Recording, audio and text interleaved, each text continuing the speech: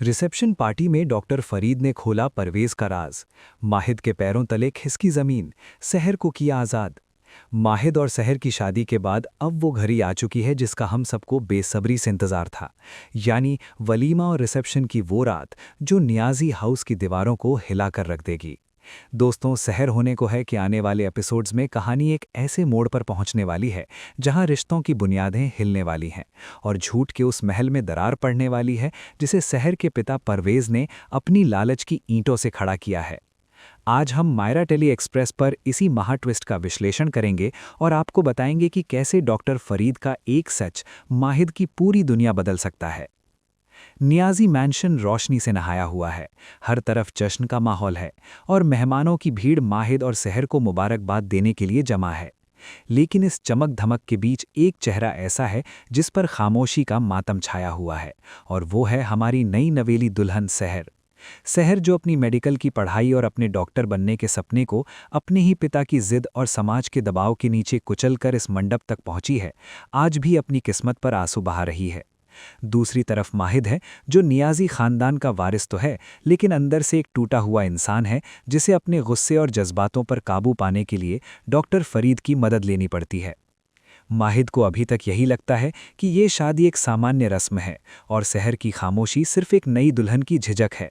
उसे जरा भी अंदाजा नहीं है कि उसके ससुर परवेज ने अपनी ही बेटी का सौदा किया है।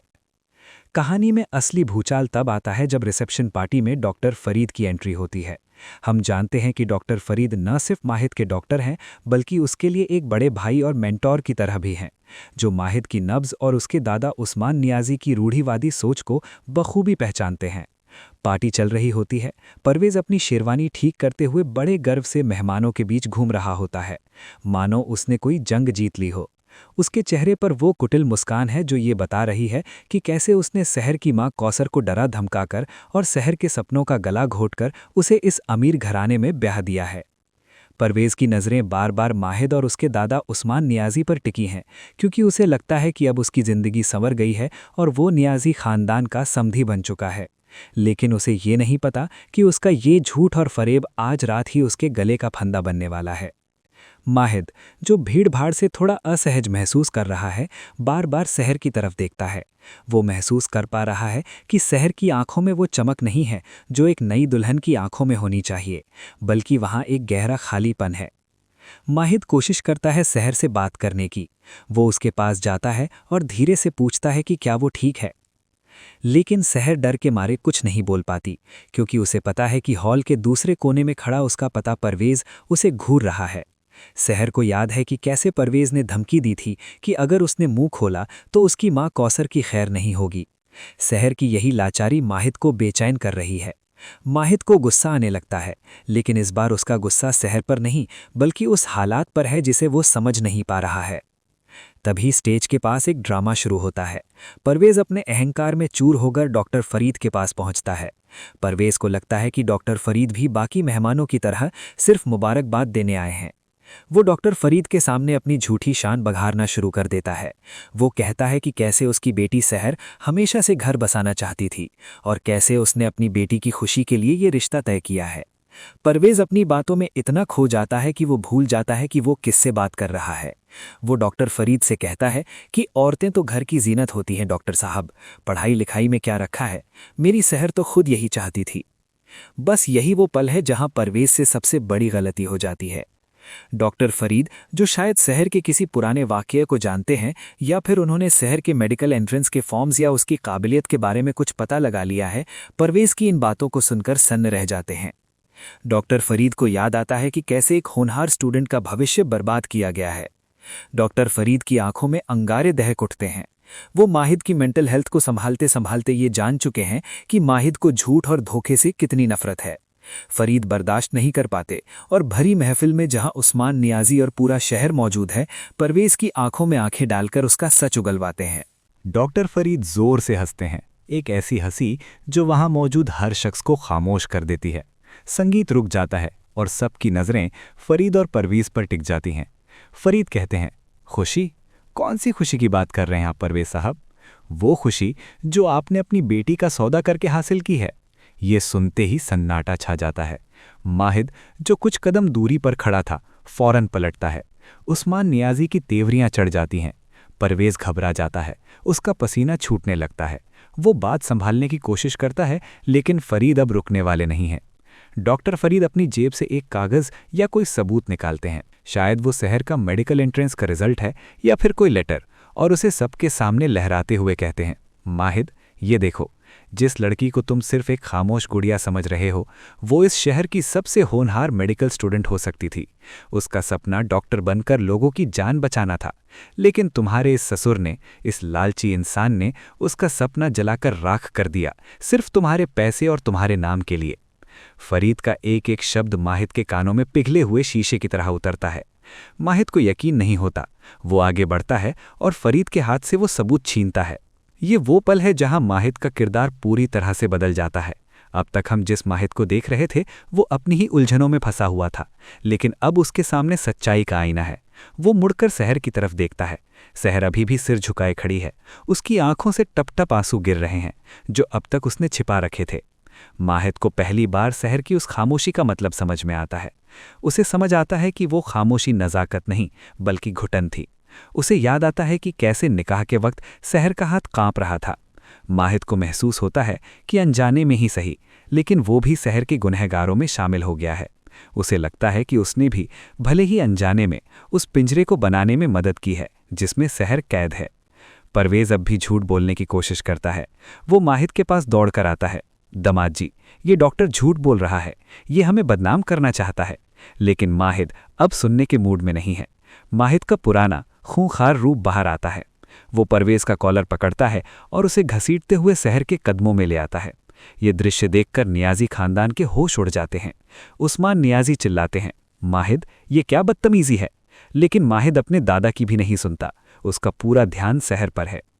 माहिद परवेज़ को धक्का देकर गिरा देता है और अपनी शेरवानी की आस्तीन ऊपर चढ़ाते हुए गरजता है, आपने मुझसे कहा था कि ये रिश्ता रजामंदी से हो रहा है। आपने मुझसे झूठ बोला।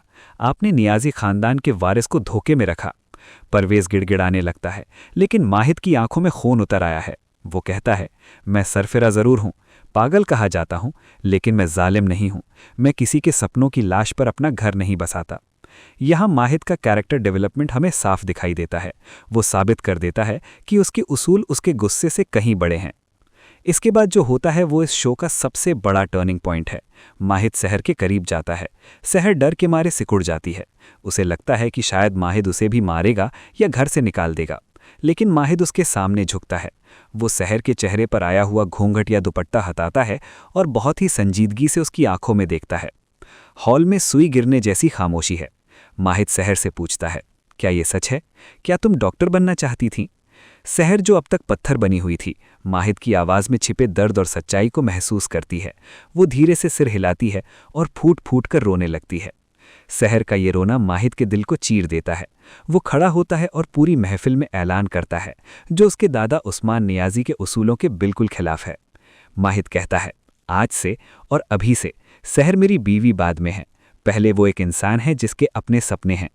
वो परवेज़ की तरफ उंगली उठाकर चेतावनी देता है, खबरदार, जो आज के बाद आपने मेरी बीवी या उसकी माँ कौसर की तरफ आंख उठाकर भी देखा। अगर कौसर अम्मी को एक खरोंच भी आई तो मैं भूल जाऊंगा कि आप मेरे ससुर हैं। लेकिन क्या माहिद शहर को आज़ाद करेगा? यहाँ आज़ादी का मतलब तलाक नहीं है। माहिद जानता है कि अगर उसने शहर को छोड़ दिया या तलाक दे दिया तो परवेज़ उसे वापस ले जाकर उसकी ज़िंदगी नर्क बना देगा या उसकी ज़बरदस्ती कहीं और शादी करा देगा। माहिद एक ऐसा फैसला लेता है जो सबको चौंका देता है। वो उस्मान नियाज़ी की तरफ देखता है और कहता है, दादाजान, हमारे घर की रिवायत है कि बहुएं घर में रहती हैं, लेकिन आज मैं नई रिवायत शुरू कर रहा हूँ। शहर डॉक्टर बनेगी और वो इसी घर से कॉलेज जाएगी, और जो कोई उसके रास्ते में आएगा उसे माहिद नियाज़ी का सामना करना होगा। ये सुनकर उस्मान नियाज़ी गुस्से से लाल हो जाते हैं। नाजिमा और हुस्नारा जैसी वैम्प्स के चेहरे पर हवाइयाँ उड़ जाती हैं, क्योंकि उनका प्लान फेल हो चुका है। वे शहर को एक दबी कुचली बहू बनाकर रखना चाहती थीं, लेकिन अब उसे माहिद का खुला समर्थन मिल गया है। परवेज़ वहाँ से दुम दबाकर भागने की कोशिश करता है, लेकिन माहिद उसे रोक कर कहता है, रुको, अभी हिसाब बाकी है। जो दहेज और पैसे तुमने इस शादी के नाम पर लिए थे वो सब वापस होगा, और कौसर अम्मी अब से वहीं रहेंगी जहाँ उनकी बेटी चाहेगी। स्क्रिप्ट के अंत में हम देखते हैं कि सहर, जो अब तक माहिद को एक राक्षस समझ रही थी, उसे पहली बार एक मसीहा की तरह देखती है। उसकी आंखों में अभी भी आंसू हैं, लेकिन अब उनमें उम्मीद की एक किरण भी है। डॉक्टर फरीद दूर खड़े होकर मुस्कुरा रहे हैं, क्योंकि उन्हें पता है कि उन्होंने आज न सिर्फ एक लड़की की जिंदगी बचाई है, बल्कि माहिद को भी इंसानियत के रास्ते पर वापस ले आए हैं। माहिद सहर का हाथ थामता है, प्यार से नहीं बल्कि एक दोस्त और एक रक्षक की तरह, और उसे रिसेप्शन हॉल से बाहर ले जाता है, उस घुटन भरे माहौल से खुली हवा में, जो इस बात का प्रतीक है कि सहर की आज़ादी की शुरुआत हो चुकी है, माहिद के साथ, माहिद के नाम के सहारे। तो दोस्तों, ये था हमारा आज का प्रेडिक्शन और एनालिसिस। डॉक्टर फरीद का ये खुलासा यकीनन इस शो की टीआरपी को आसमान पर ले जाएगा। माहिद और सहर की ये लव स्टोरी अब नफरत से शुरू होकर सम्मान और सपनों की उड़ान तक जाएगी। परवेज़ का असली चेहरा सबके सामने आ चुका है, लेकिन क्या उस्मान नियाज़ी इतनी आसानी से माहिद के इस फैसले को मान लेंगे? क्या नाज़िमा अब सहर के खिलाफ कोई नई और ख़तरनाक साजिश रचेगी? और सबसे बड़ा सवाल, क्या सहर अपने दिल में माहिद के लिए जगह बना पाएगी? ये सब देखना बेहद दिलचस्प होगा। मायरा टेली एक्सप्रेस के साथ बने रहिए, क्योंकि सहर होने को है कि हर छोटी बड़ी अपडेट हम सबसे पहले आप तक पहुंचाते रहेंगे।